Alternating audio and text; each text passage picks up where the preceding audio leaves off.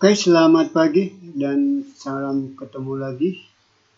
Baiklah, kita masuk ke materi berikutnya, yaitu kita mereview kembali pelajaran fisika yang kita pernah dapatkan di kelas 7 SMP. Dalam pembelajaran fisika di kelas 10, ini kita akan membahas yang namanya besaran, satuan, dan mengukur dan pengukuran. Ya. Nah, kita mereview kembali apa yang pernah kita dapatkan di kelas 7 SMP.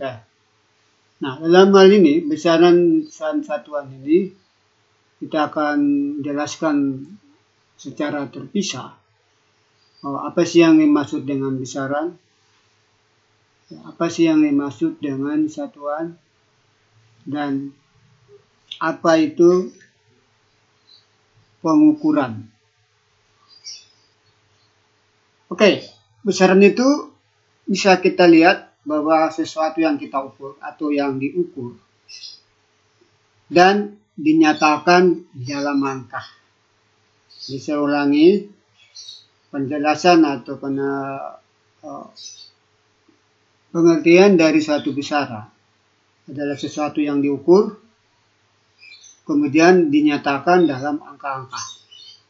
Nah, salah satu contoh kita bisa melihat bahwa panjang itu adalah suatu besaran. Dan setelah kita mengukur, kita melihat berapa hasil ukurannya. Maka kita nyatakan dalam angka. Apakah kecepatan juga adalah suatu besaran? Ya. Jawabannya ya. Karena dia juga diukur. Kemudian dinyatakan di dalam angka-angka. Misalnya, kesetiaan. Apakah ini suatu besaran? Nah, otomatis kita anggap dia bukan besaran. Karena kita tidak bisa nyatakan dalam bentuk angka. Nah, contohnya, berapa sih besar kesetiaan saya, pacar saya terhadap diri saya sendiri?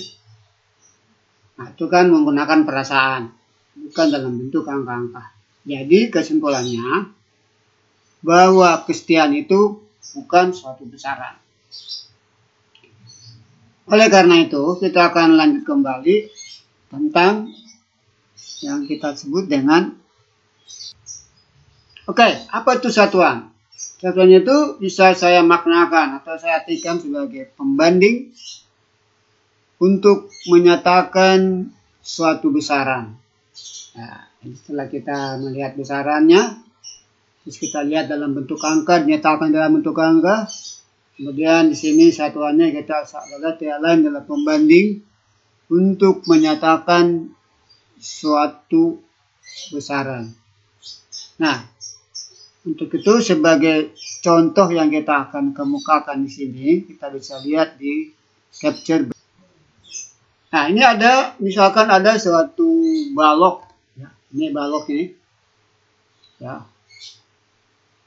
Dengan balok ini saya akan ukur berapa sih panjang balok tadi.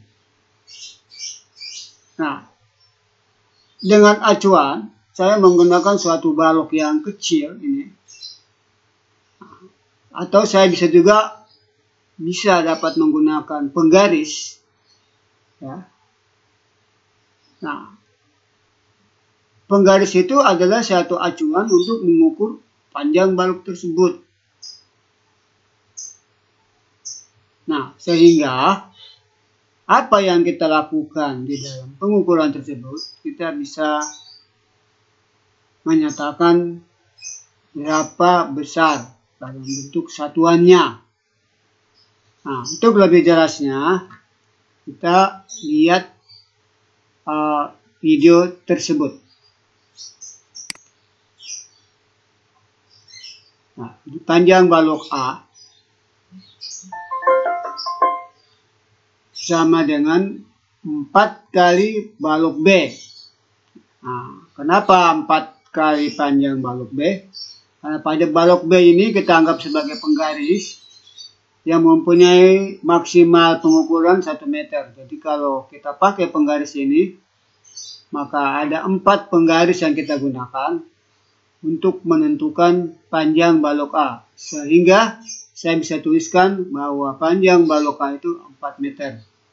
Atau 4 dari B.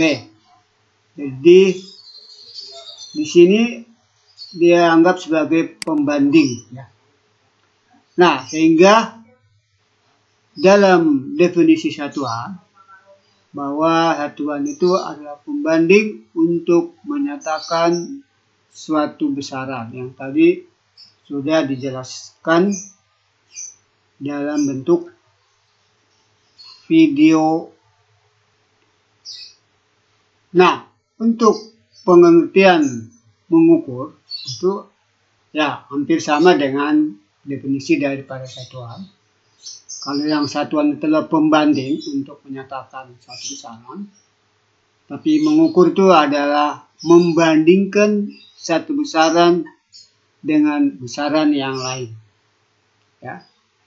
Nah, itulah konsep dari review kelas 7 SMP yang kemarin kita sudah pernah pelajari.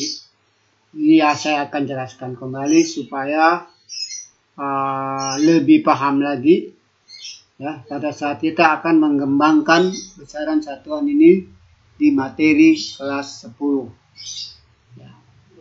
Untuk lebih lanjutnya kita akan masuk ke subbab.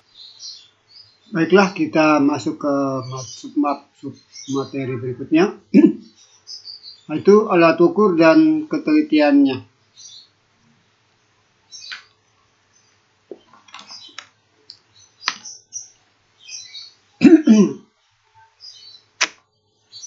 Nah, untuk lebih jelasnya, kita akan bagi di sini ada beberapa bagian, yaitu panjang, waktu, massa. Nah, di sini panjang kita bisa menggunakan mistar sebagai alat ukurnya, kemudian jangka sorong, dan berikutnya adalah mikrometer stroke. Maaf, jadi mikrometer stroke. Dan masih banyak yang lainnya. Kemudian waktu, itu kita menggunakan yang namanya stopwatch. Mungkin ada lagi yang lainnya. Bisa menggunakan sistem digital. Ya. Kemudian massa. Nah, ini massa kita akan menggunakan yang namanya neraca. Jadi, dalam hal ini, alat ukur tersebut yang kita katakan adalah sebagai panjang, waktu, dan massa. Nah, panjang adalah mistar sebagai alat ukurnya, kemudian jangka sorong dan mikrometer stroke. Sedangkan waktu adalah stopwatch dalam bentuk yang lainnya yaitu sistem digital. Dan massa sendiri tidak lain adalah yang kita sebut dengan timbangan atau neraca. Oke, sekarang kita masuk ke alat ukur panjang yaitu mistar. Nah, ini ada mistar, kita lihat ya. Di mana jarak antara bilangan 0 ke 1, 2, 3 sampai seterusnya. Dari 0 ke 1 itu mempunyai selisih atau beda 1 cm. Jadi dari sini kemarin. Nih. Dari angka 0 dan 1 itu mempunyai jarak sebesar 1 cm. Nah, berarti skala terkecil mistar tersebut atau alat tadi ya itu sama dengan 0,1 cm. Nah, kenapa bisa 0,1 cm? Karena dari bilangan nilai 0 ke 1 pada mistar itu ada 10 skala yang terkecil yang kita bisa lihat di gambar ini. Jadi otomatis karena dia jarak dari 0 ke 1 itu mempunyai nilai 1 cm, berarti skala terkecil alat itu adalah 0,1 cm. Atau disebut dengan juga 1/10 cm. Berarti 1 cm ini kita bagi 10 skala. Itulah skala terkecil daripada mistar. Nah, sehingga ketelitian dari mistar tersebut tidak lain adalah besarnya 0,1 cm. Nah, itu ketelitian dari alat tersebut yang tadi kita bahas tentang ketelitian. Di setiap alat ukur itu mempunyai ketelitian masing-masing. Nah, untuk lebih jelasnya, kita perhatikan subbab berikutnya. Nah, sekarang kita melihat alat ukur berikutnya, yaitu jangka sorong. Nah, bagaimana ketelitian jangka sorong? Nah, untuk jangka sorong ini ketelitiannya lebih kecil lagi daripada mistar. Untuk lebih jelasnya, perhatikan video berikut ini.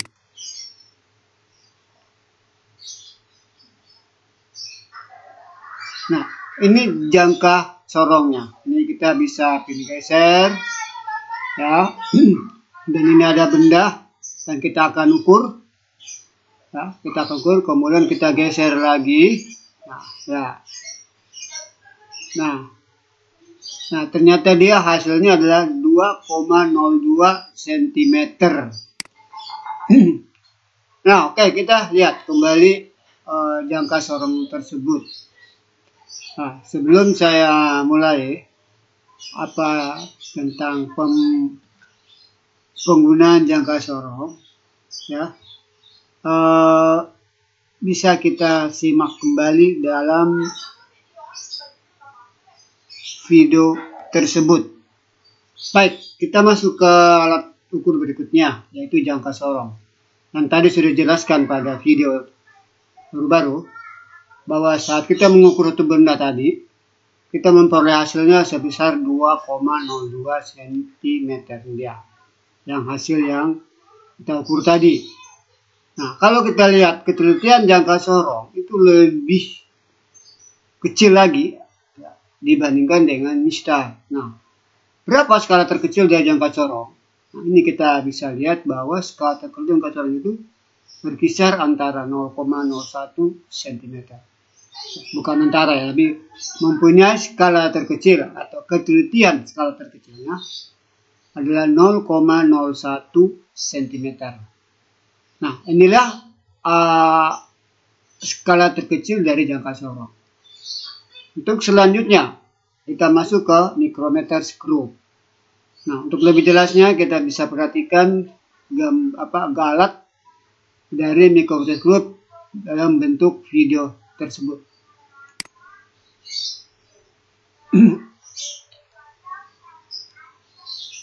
Nah, ini contoh micrometer screw. Nah, ini kita lihat pengukuran di sini, kita anggap mengukur adalah 4,63. Nah, jadi dalam satuan milimeter. Ya. Nah, berarti kalau kita jadikan dia cm, berarti sekitar 0,463 cm. Kalau kita jadikan dia cm, ini saat kita mengukur benda tadi yang sama dengan menggunakan micrometer screw, menunjukkan angka 4,63 mm. Dijadikan cm, dia berarti 0,463 cm. Nah, kalau kita perhatikan antara jangka sorong dan micrometer screw, skala terkecil dari micrometer itu lebih kecil lagi dibandingkan dengan jangka sorong. Nah, dia adalah mempunyai skala terkecil atau ketelitian dalam pengukuran itu sebesar 0,001 cm. Nah, kita lihat kembali. Nah, di sini ada satu gambaran bahwa kalau Mister dia punya ketelitian adalah 0,1 cm.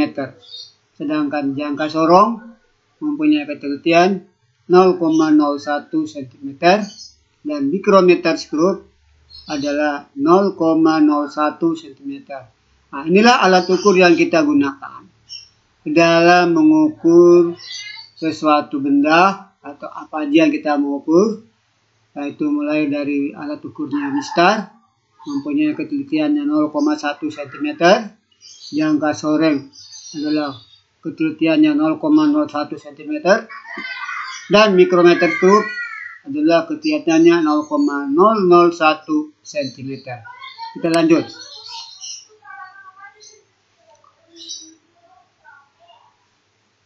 Kita lanjut untuk sementara kita lihat. Oke, kita mulai menjelaskan satu persatu bagaimana cara penggunaan dari alat ukur. Di sini saya nggak akan menjelaskan tentang Mister karena Mister itu sudah biasa kita gunakan sehari-hari. Mulai dari kita masuk TK, SD, itu selalu kita menggunakan penggaris atau Mister. Nah, untuk alat ukur yang lain yang perlu kita ketahui, karena ini jarang digunakan, hanya khusus pada saat kita di SMA maupun di SMP, maka saya akan ingatkan kembali bagaimana cara mengukur jangka sorong, mikrometer skrup, dan apa aja jangka sorong itu digunakan apa aja untuk mengukur apa aja. Demikian juga untuk mikrometer skrup. Baik ya, kita simak video berikut ini.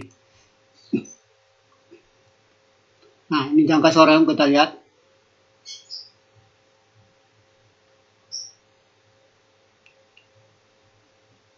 Nah, kita mengukur ketebalan benda pertama.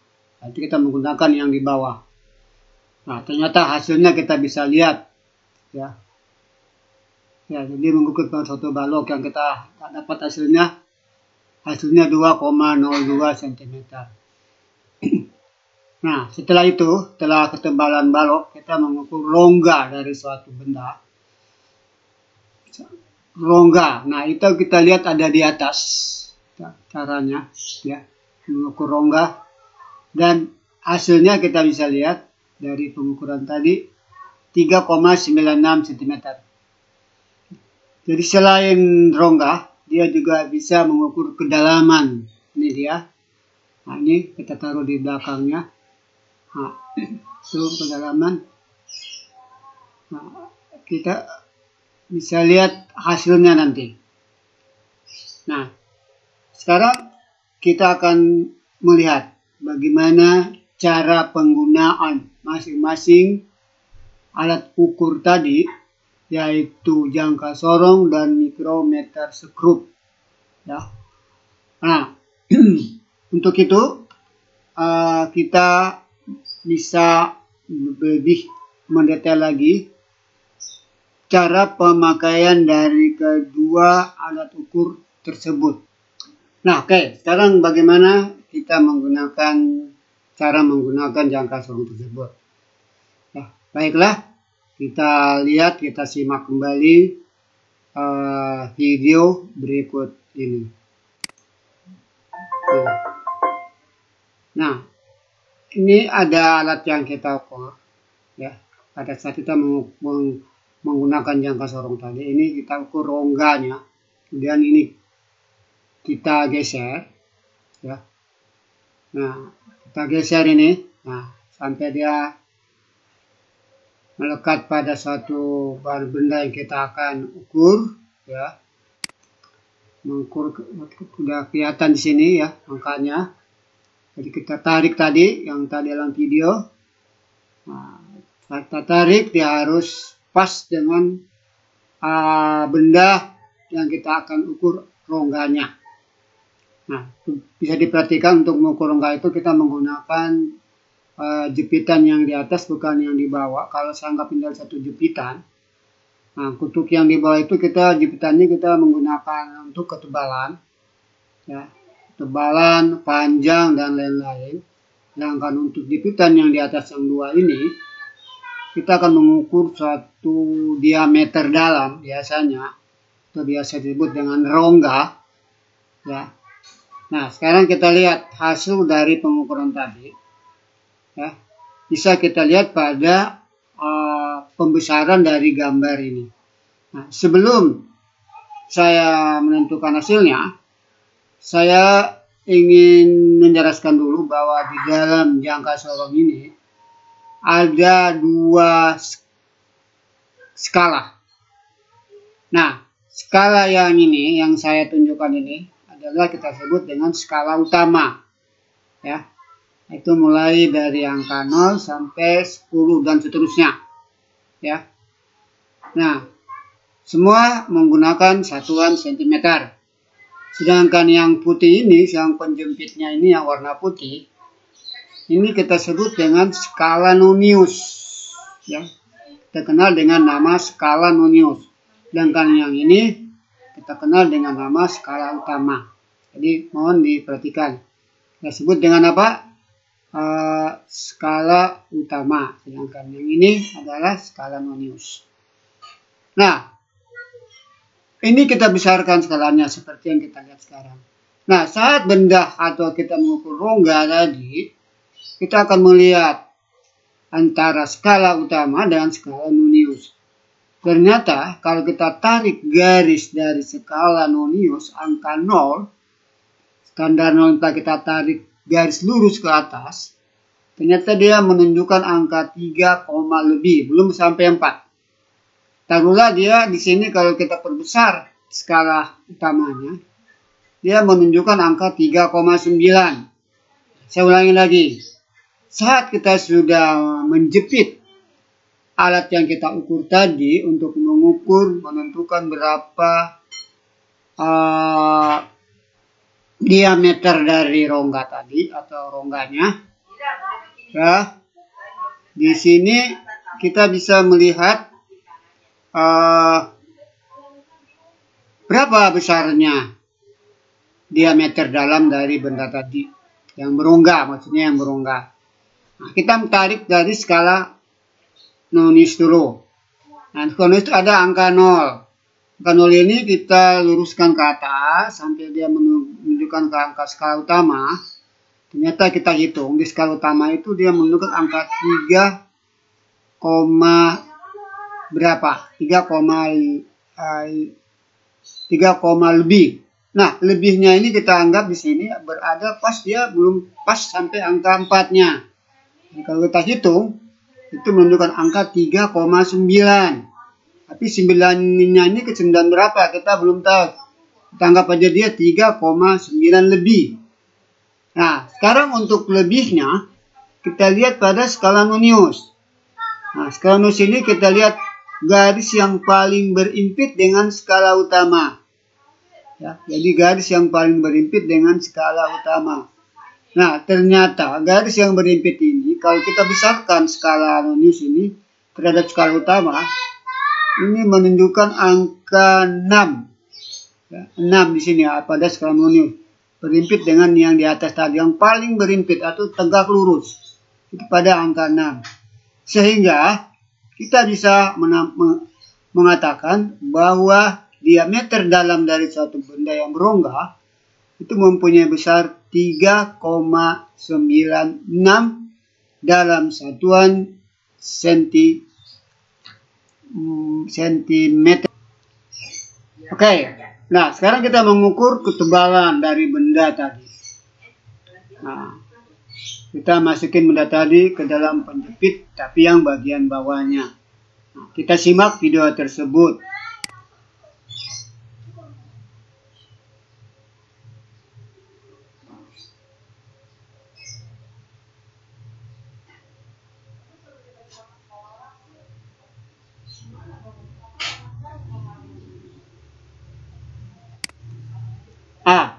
Pada saat kita kencangkan jepitan yang di bawah tadi dengan mengukur ketebalan benda, kita melihat lagi skala yang diperbesar tadi, baik itu skala utama maupun skala nonius, itu menunjukkan angka 2, di angka 0 ini ya, angka 0, ya angka 0 ini di skala Nonius, dia menunjukkan angka 2 di skala utama lebih. Ya, lebih. Nah, lebihnya ini kita anggap aja 2,0. Nolnya, 0 berapa? Nah, itu yang kita belum tahu. Caranya, kita lihat kembali seperti yang tadi. Pada skala Nonius, di mana angka skala Nonius ini kita tarik garis lurus yang paling berimpit. Ternyata pada skala Nonius yang paling berimpit itu di angka 2. Nah, sehingga kelebihan dari 2,0 berapa tadi kita tambahkan menjadi hasilnya menjadi 2,02 cm. Nah, itu teknik penggunaan dari jangka sorong untuk mengukur ketebalan suatu benda. Nah, untuk selanjutnya kita menggunakan benda yang berikutnya, yaitu untuk mengukur kedalaman dari suatu benda tadi. Nah, kita lihat caranya, simak video tersebut.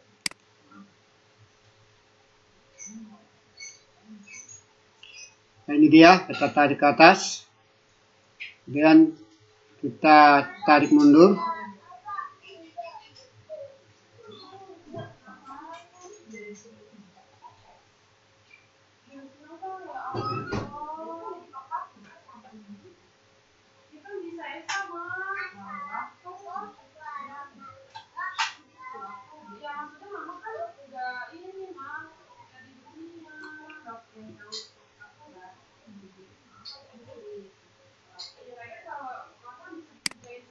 Nah, sekarang kita lihat hasil dari pengukuran tadi. Nah, kita kembali lagi, kita perbesar lagi skala utama dan skala Nonius di sini. Nah, seperti biasanya, tata caranya kita sudah tahu, sudah mengerti. Kita tarik garis standar Nonius dari 0 ke atas. Nah, ternyata dia menunjukkan angka 2 lebih pada skala utama. Nah, lebihnya berapa? Kalau kita perhatikan, kita besarkan ini, alat tersebut, atau kita langsung bisa melihat hasilnya, tinggal klik di sini, dia menunjukkan angka 2,82 cm. Berarti di sini, di titik 0 di sini, kalau kita tarik garis ke atas ke skala utama, dia menunjukkan angka 2,8. 8 lebih. Nah, lebihnya itu bagaimana caranya? Kita lihat pada skala Nonius. Nah, kita lihat angka yang berimpit dengan skala utama, garisnya maksudnya. Nah, ternyata di sini ada angka 2 yang berimpit ke atas. Arti kedalaman dari suatu benda tadi adalah besarnya 2,82 cm. Oke, sekarang kita masuk ke dalam alat bagaimana cara mengukur mikrometer skrup. Jadi kita menggunakan alat ukur yang namanya mikrometer skrup. Nah, simak video berikut ini.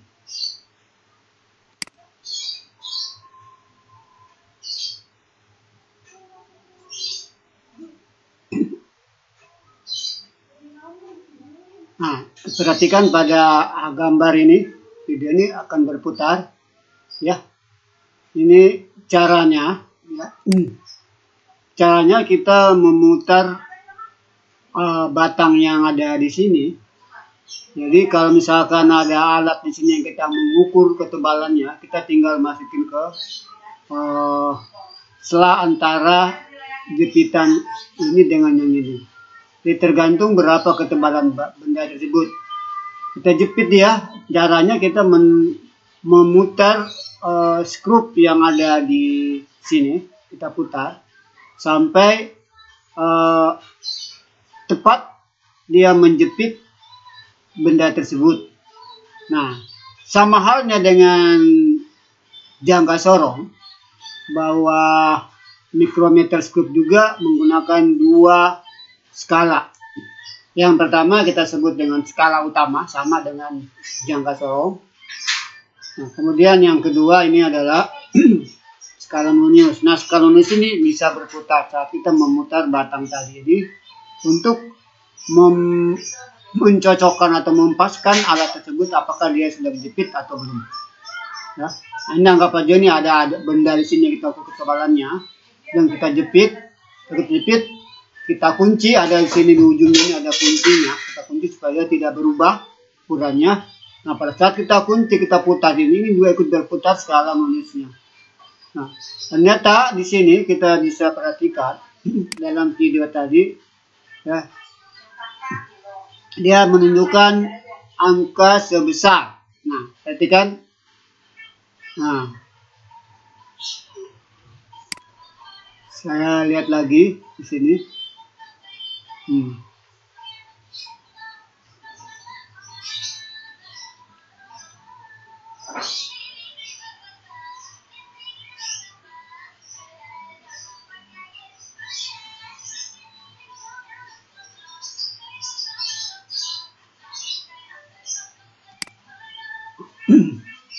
Nah, kita lihat cara penulisannya bagaimana.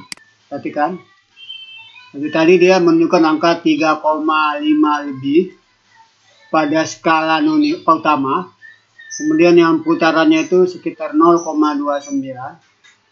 Nah, ini ya, perhatikan di sini nih, dia menunjukkan angka 29 pada garis yang ini. Jadi ini garis yang ini sebagai standarnya ini. Pada saat ini kita putar ini akan menunjukkan angka 29 di sini. 29 ini kita tarik garis saja dengan ini tadi. Nah, sehingga kita bisa nulis seperti apa yang dinyatakan dalam gambar tadi. Ya.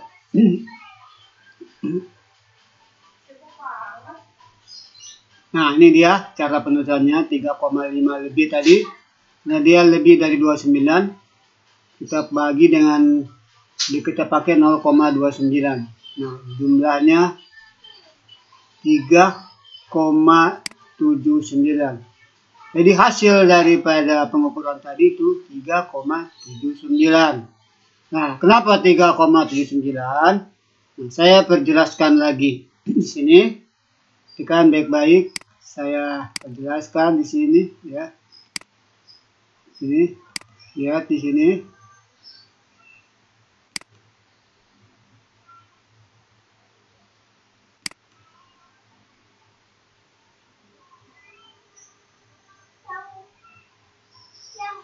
Nah,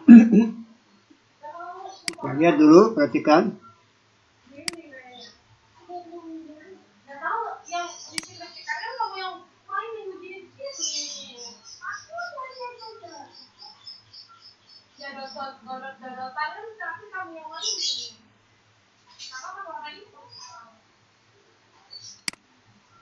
Nah, kita lihat di sini. Pada saat kita melihat, kita melihat pada skala utama, skala utamanya menunjukkan angka 3,5. Nah, 3,5 ini ada lebihnya. Nah, lebihnya tadi itu kita lihat pada skala nulisnya yang putaran tadi, itu menunjukkan angka 29 kalau kita tarik garis lurus tadi. Nah, 29 ini adalah kita bagi dengan 100 selalu, ya. Jadi akhirnya menjadi 0,29. Kemudian kita jumlahkan dari hasil tadi, kita jumlahkan. Ternyata hasil yang sebenarnya itu adalah 3,79.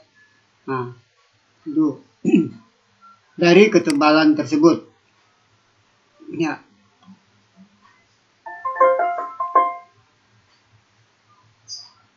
Nah, oke. Jadi cara penggunaan dari mikrometroskop tadi. Dan kita juga udah tadi perlihatkan bagaimana cara menggunakan jangka sorong. Kemudian yang kedua, cara menggunakan mikrometroskop. Untuk selanjutnya, kita bisa lihat, kita bisa simak, ya.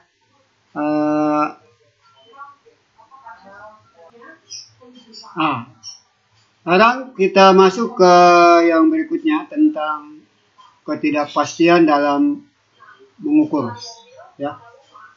Jadi bagaimana alat ukur tadi kita gunakan, ya, supaya ada pengukurannya itu sangat efektif dan tepat, akurasi.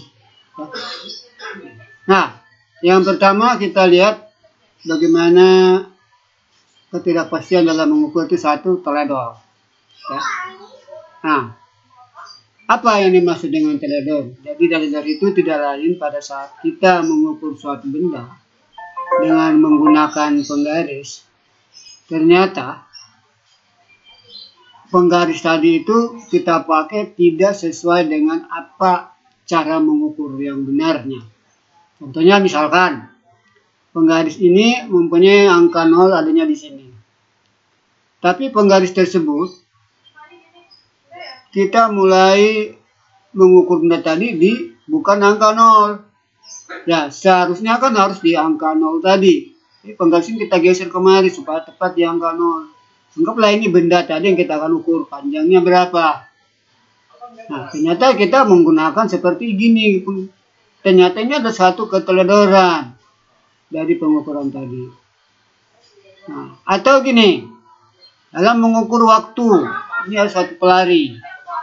Ya, dia berlari. Saat dia berlari, itu dari sini kemari, ya, pada saat dia berlari seharusnya waktu yang dia ukur itu pada saat start, bukan pada saat dia di sini. Ya, otomatis Anda sudah melakukan kesalahan. Dalam hal ini adalah suatu keteledoran yang Anda buat. Nah, jadi itu yang pertama tentang teledor. Nah, ketidakpastian dalam mengukur yang kedua adalah sebagai. Nah, oke, yang berikutnya. Tadi kita udah lihat tentang ketidakpastian itu ada satu, keteledoran. Dan yang kedua dikenal dengan kesalahan acak. Jadi kesalahan acak. Atau biasa dalam bahasa Inggrisnya kita kenal dengan random error. Nah, apa itu kesalahan acak dan apa yang dimaksud dengan random error? Itu mungkin secara dasar pengertiannya bahwa acak itu atau random error itu adalah yang disebabkan oleh alat tersebut, bukan pada kesalahan dari pengukuran kita, tapi pada kesalahan alat tersebut. Nah, untuk supaya tidak terjadi random error atau acak, maka setiap pengukuran dari suatu benda kita akan mengukur berulang kali. Jadi tidak hanya sekali aja, kita mengukur berulang kali.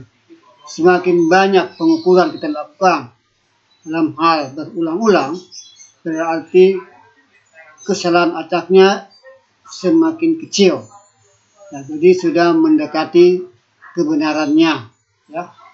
Nah, untuk lebih jelasnya, saya akan memberikan suatu contoh yang sederhana. Ya, di dalam pengukuran berulang-ulang kali supaya tidak terjadi kesalahan acak atau random error-nya sangat kecil. Nah, contohnya yang ini. Ini satu alat ukur yang kita gunakan adalah micrometer screw. Ini alatnya, mohon maaf gambarnya agak sedikit jelek, tidak apa-apa. Dan ada satu alat kita taruh di, bukan alat tapi benda yang kita akan ukur, yaitu diameter daripada suatu bola, misalkan bola besi. Kemudian ya, kita perhatikan kembali di sini. Ya. Ini dia alatnya ya. Jadi ini kita putar, ini akan menjepit bola tersebut tadi. Pada saat kita ukur, ya, kita ukur yang pertama kali kita ukur, dia menunjukkan angka, bukan yang itu, tapi saya ambil yang berikutnya, ya, kali ini adalah ukuran yang pertama kita lakukan. Kemudian kita ukur lagi yang kedua kali, menghasilkan seperti ini. Jadi artinya gini, saat per bola ini kita ukur yang pertama kali, ya, dia menunjukkan angka 2,353 cm. Nah, kita tahu bahwa skala terkecil dari alat mikrometeroskopi ini adalah 0,001 cm.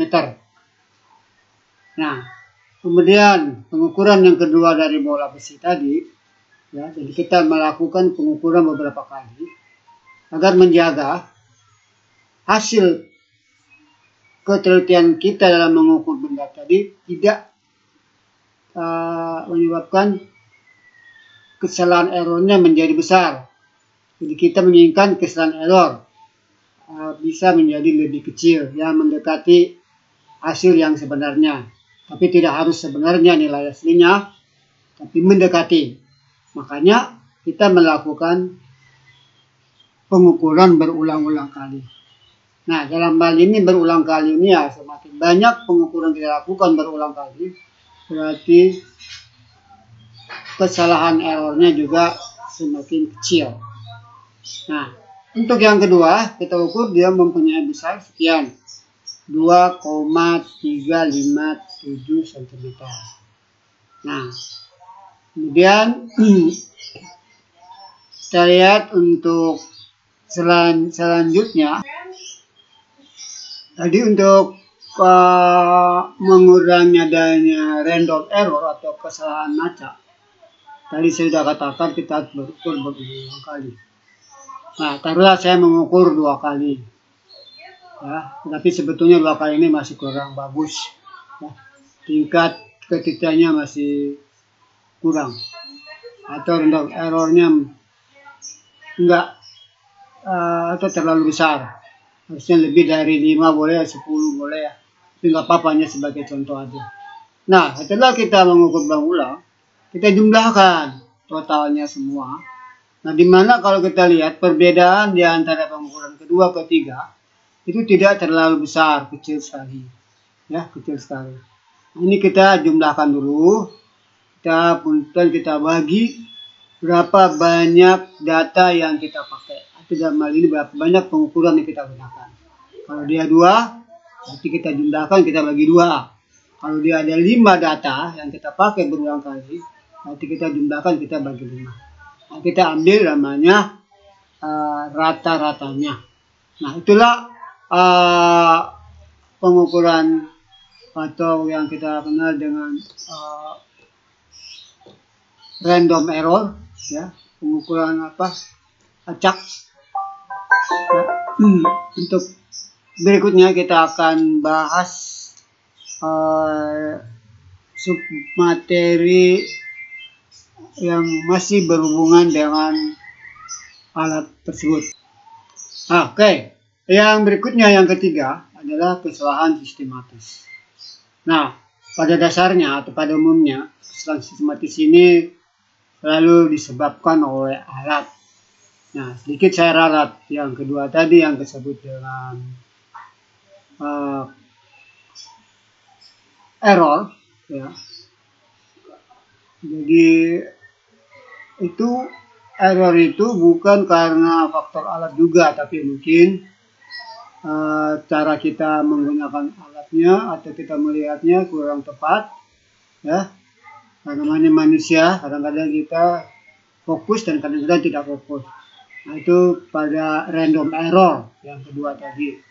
Untuk kesalahan sistematik yang ketiga, itu selalu dasarnya pada alat. Apakah ini alatnya tidak lagi bisa difungsikan, atau dalam hal ini kita kenal namanya rusak. Nah, contohnya misalkan untuk mengukur berat badan manusia. Nah, ternyata alat ini rusak karena mungkin pegasnya sudah tidak berfungsi. Nah, atau alat-alat ukur listrik, baik itu ampere meter maupun voltmeter. Nah, ini mungkin di dalam komponen dari alat tersebut, ya, ada yang sudah rusak atau kebakar, jadi pengukurannya sudah tidak benar lagi. Nah, bagaimana untuk mengatasinya dalam kesalahan sistematis? Kita harus punya alat yang satu lagi, ya. Jadi kita istilahnya membandingkan dengan alat ukur lain ini. Nah, jadi kita pakai alat alat yang sama, contohnya mengukur berat badan, dan ambil alat ukur berat badan yang satu lagi yang berfungsi bagus. Kita cocokkan, ternyata ada perbedaan. Nah, itu cara mengatasinya. Kira untuk kesalahan sistematis cukup sampai di sini. Kita masuk ke yang berikutnya. Oke, kita melihat sekarang untuk submateri berikutnya. Dalam hal ini, dalam satu pengukuran itu sangat penting banget, ya. Ini yang sangat penting dalam satu pengukuran, yaitu akurasi dan presisi. Jadi, apa sih akurasi dan apa presisi? Nah, di mana dalam pengukuran itu bisa saja akurasinya bagus, ya, tapi belum tentu dia presisi. Atau sebaliknya, presisinya bagus, tapi belum tentu dia akurasi. Nah, untuk lebih jelasnya, ya, kita lihat chapter berikut ini. Oke, apa pengertian dari akurat dan presisi? Dan letak perbedaannya di mana? Nah, kita mulai lihat di sini akurat dan kita lihat presisi itu apa. Baiklah, akurat, misalkan gini, apa sih yang dimaksud dengan akurat? Saya bisa katakan begini, saya bisa mengira-ngira, memprediksi berat badan si A itu berada di antara 2 cm sampai 4 meter. Ini ya, 2 cm 4 meter. Nah, pertanyaannya, apakah ini akurat? Ya kan? Atau saya bisa katakan bahwa tinggi badan manusia, itu berkisar antara 0,5 meter sampai dengan 4 meter. Apakah ini akurat? Nah, oke. Otomatis apa yang saya perkirakan tadi dari kedua ini itu dianggap sebagai akurat. Bukan dianggap, memang akurat. Kenapa? Karena tidak mungkin orang punya tinggi badan, apalagi Indonesia, di bawah 2 cm. Ya. Dan tidak mungkin juga orang tinggi badannya orang Indonesia itu di atas dari 4 meter. Ya. Pasti di antara 2 sampai 4. Nah, baru saya katakan ini akurat. Atau saya bisa katakan bahwa tinggi badan orang Indonesia itu saya perkirakan 0,5 meter sampai 4 meter. Nah, ini juga akurat. Ya. Kenapa? Karena kalau misalkan saya ukur tanpa saya perkirakan, dengan kenyataan saya ukur, ternyata dia mempunyai 1,5. Berarti kan berada di atas 2 cm dan berada di bawah 4 meter. Demikian juga yang di bawah 1,5, berarti ada di atas 0,5 meter dan berada di bawah 4 meter. Jadi saya katakan ini adalah akurat. Itu perkiraan. Tetapi apakah dia presisi? Nah, ternyata tidak. Nah, untuk yang kedua, apa sih yang dimaksud dengan presisi? Pengertiannya gini. Presisi itu kita memperkirakan bahwa tinggi badan orang Indonesia itu 171,23 cm. Nah, ya, bukan memperkirakan, tapi ini saya ukur langsung. Ya, 171,23 cm. Nah, ini data yang saya dapatkan. Mohon maaf, saya ulangi lagi, saya ralat bahwa apa itu presisi. Jadi contohnya, saya memperkirakan pengukuran badan manusia itu atau si A itu berkisar 171,23 cm.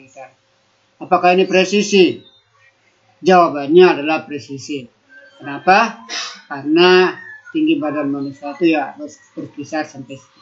berkisar antara inilah, ya. Nah, kemudian berikutnya, ya, kalau saya mengukur suatu tinggi apakah benda tersebut, ya, dengan berulang kali, ya,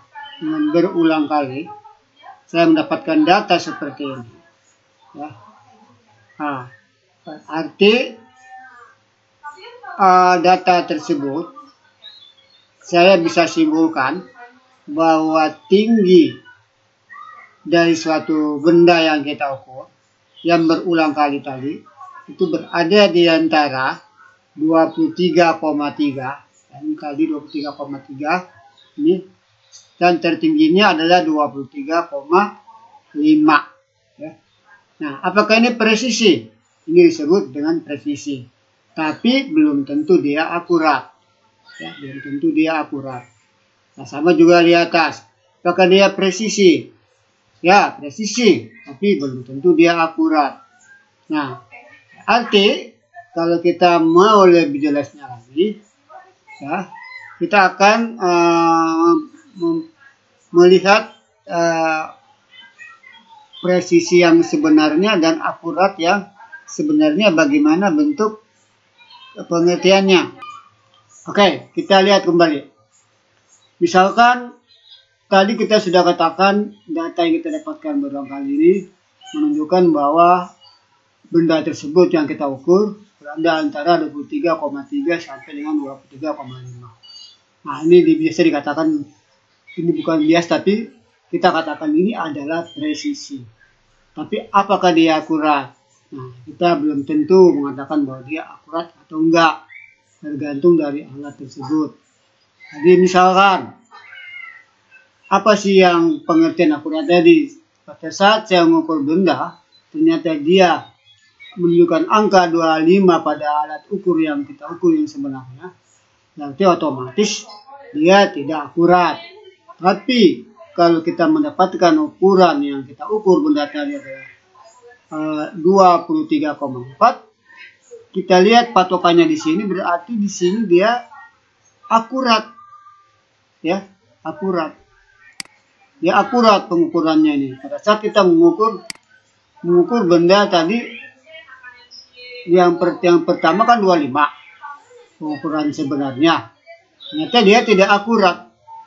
Nah, tapi kalau kita mengukur kembali benda tadi, ya, dia menghasilkan 23,4, berarti dia masuk akurat. Jadi tergantung dari ketepatan. Kalau akurat itu biasa juga disebut dengan ketepatan mengukur, ya, ini akurat. Nah, secara pengertian lainnya kita katakan ketepatan mengukur. Sedangkan untuk presisi kita biasa katakan dengan istilah ketelitian kita mengukur. Nah, itulah pengertian secara garis besar antara akurat, ya, akurat dan presisi tersebut. Oke, yang berikutnya, bagaimana kita melaporkan dari hasil pengukuran. Nah, itu di bagian pertama. Nah, contohnya kita bisa lihat di sini. Mohon maaf, saya perbesar sedikit supaya jelas ya. Kita ingin mengukur suatu benda. Jadi ini ada benda di sini yang garis tebal hitam. Nah, ini saya letakkan. Ya, kemudian saya ambil penggaris ini yang garisnya nggak terlalu tebal, ya, dimana kita tahu bahwa standar terkecil daripada penggaris tadi itu adalah, atau skala terkecilnya adalah 0,1 cm. Maksudnya, jadi benda atau sesuatu balok atau apa aja ya yang kita akan ukur, di mana menggunakan alat ukur mistar tadi, di mana alat ukur mistar ini bisa mengukur sampai minimal 0,1 cm. Nah, dan maksimal adalah 13 cm. Nih, ya. Nah, otomatis kita anggap bahwa dari angka 0 dan 1 itu adalah 1 cm. Sehingga skala terkecil alat tadi adalah 0,1 cm. Ini sudah dijelaskan di awal pertemuan kita. Ya. Nah, saya ulangi kembali bahwa ada satu benda yang ini. Ya, benda tadi. Ini kita ukur dengan menggunakan suatu penggaris. Ya. Jadi kita ukur menggunakan suatu penggaris. Ya. Kita lihat dulu pada saat kita ukur. Ya.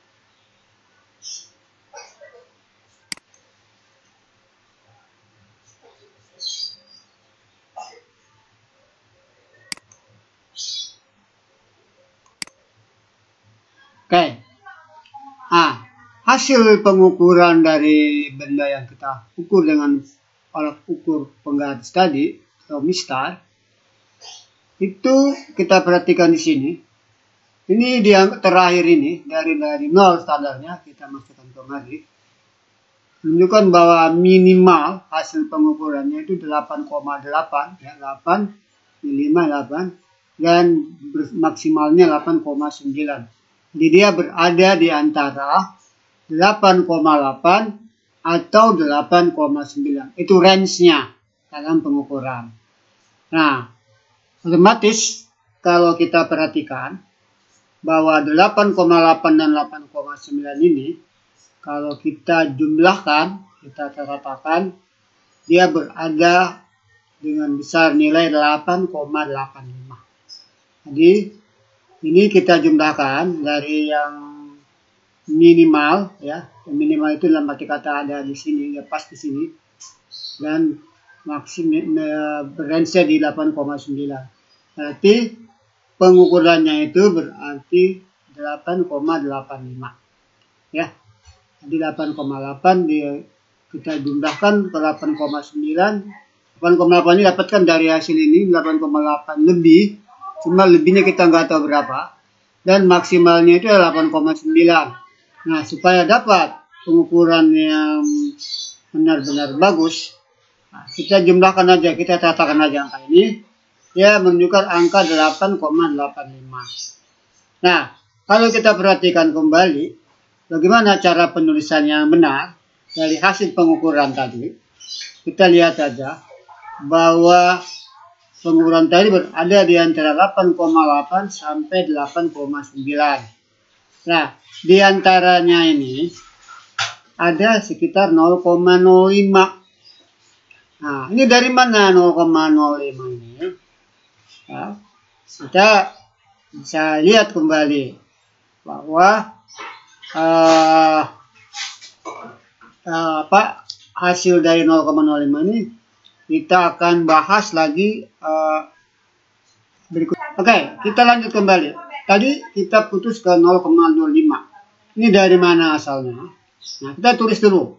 Dari hasil pengukuran tadi, kita lihat rata-ratanya 8,85. Kita tulis 8,85. Nah, kita kurangi 8,8 tadi yang ini, ya, minimal.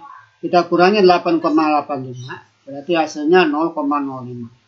Jadi kalau untuk mau mendapatkan hasil dari 8,8, ya, kita harus kurangi 8,85 tadi ini rata-rata ke kurang 0,05, dia memperoleh hasil 8,8. Betul atau tidak?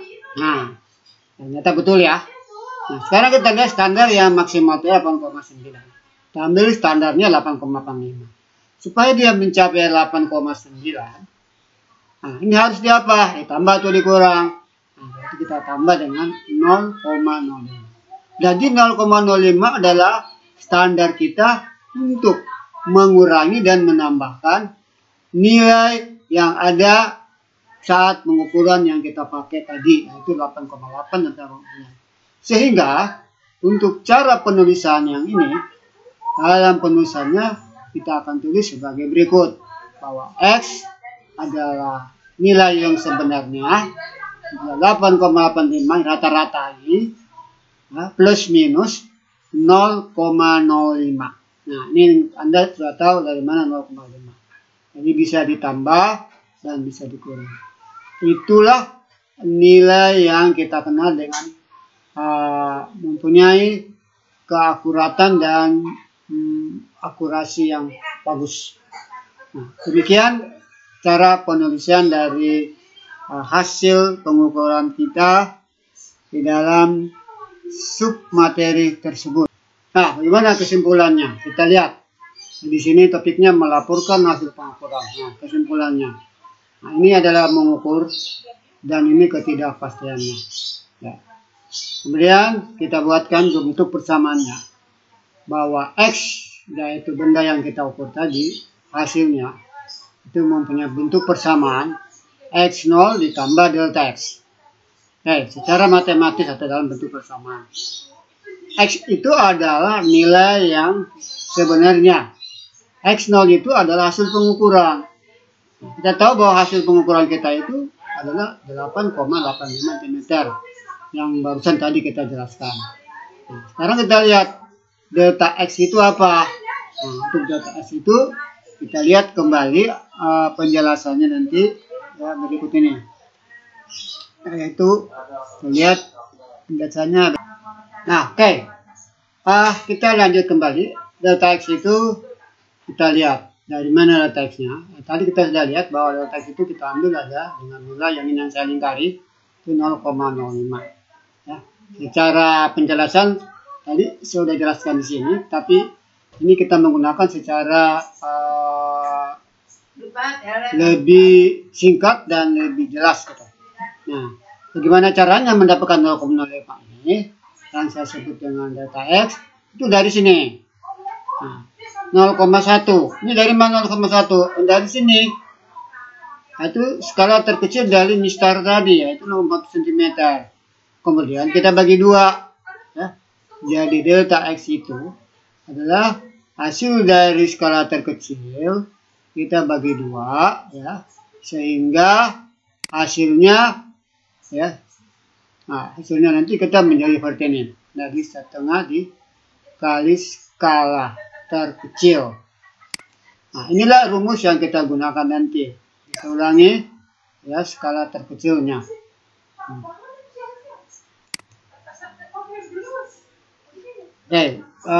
Untuk lebih lanjutnya kita simak. Kita lanjut. Kita ambil kesimpulan terakhir dari pengukuran tadi.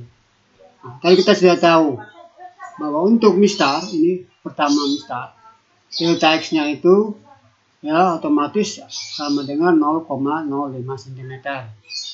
Ini dari mana? Nah, kita tahu bahwa mistar itu adalah skala terkecilnya adalah 1 cm. Nah, jadi dia menghasilkan 0,05. Ya, karena tadi kita tahu bahwa delta X yang kita pakai itu kan 0,05 dalam pengukuran tadi. Jadi inilah kesimpulannya bahwa mistar itu mempunyai skala terkecil 0,05. Nah, bagaimana dengan alat ukur yang lain? Yang kedua adalah jangka sorong. Ya. Nah, angka sorong ini otomatis dia mempunyai delta X sekitar 0,005 cm. Kok bisa begini, Pak? Nah, kenapa? Jangka sorong mempunyai skala terkecil 0,1 cm. Jadi kalau kita kalikan 0,05 ke 0,1, itu menghasilkan 0,05 cm. Nah, yang kemudian berikutnya, skala terkecil daripada mikroskop. Bukan skala terkecil, mikroskop. Delta X-nya berapa? Delta X-nya untuk mikroskop itu adalah sekitar 0,005 cm. Ini dari mana? Sama. Cuma pada mikrometerskop itu skala terkecilnya adalah 0,01. Ya, saya ulangi, untuk mikrometerskop skala terkecilnya adalah 0,01. Kalau kita kalikan dengan 0,05, otomatis hasilnya seperti itu. Nah, perlu diketahui bahwa apa yang kita lakukan tadi itu kita mengukur secara tunggal atau pengukuran tunggal. Nah, bagaimana untuk pengukuran yang bukan tunggal? Kita akan simak materi berikut ini. Oke, saya lupa. Nah, untuk pengukuran tunggal kita bisa tuliskan dalam bentuk persamaan yang singkat ini dari hasil yang tadi di atas, ya. Untuk semuanya baik itu mistar, jangka sorong, dan skrup, kita buat kesimpulan terakhir bahwa ini kalau dalam pengukuran tunggal, rumus yang kita pakai adalah delta X setengah kali skala terkecil. Nah, jadi saya ulangi lagi kesimpulan terakhir delta X ini adalah setengah kali skala terkecil. Nah, oke, untuk selanjutnya kita bisa simak submateri berikut ini.